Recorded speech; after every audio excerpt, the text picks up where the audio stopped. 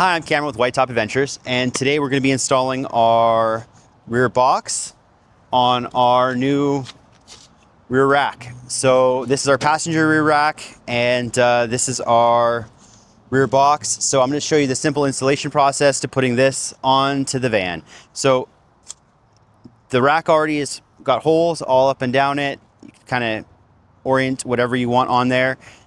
Our box actually comes with holes set in it already that align with the holes on the rack. So they don't just align with one area or location. This can be moved around in a bunch of different locations on the back of that rack. And it's really simply installed with 4 bolts and 4 nuts. So you got 4 big bolts with 4 flange head nuts. And yeah, let's get you through this process. Steve, can you help me lift this up, please? Yeah, awesome.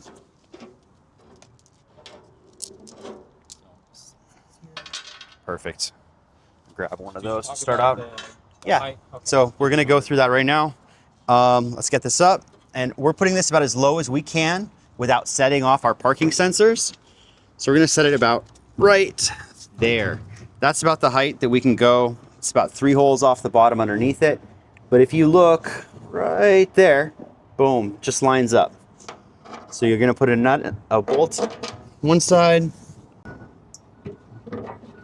I've installed this a few times by myself, but trust me, it is much easier when you have someone else with you. So Steve, if you want to bolt in a nut, there you go.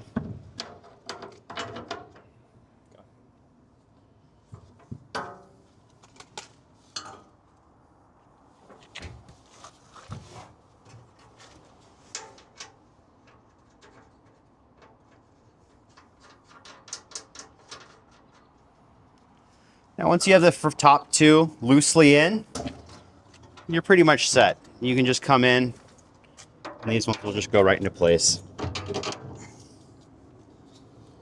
Nut in the back. And last from the other side. There you go. That goes in the back.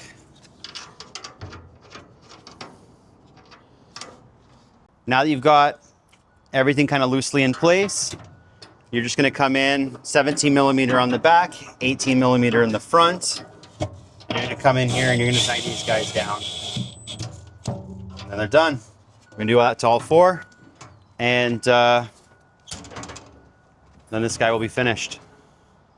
Thank you guys. Hope you guys enjoy our rear box and our rear rack.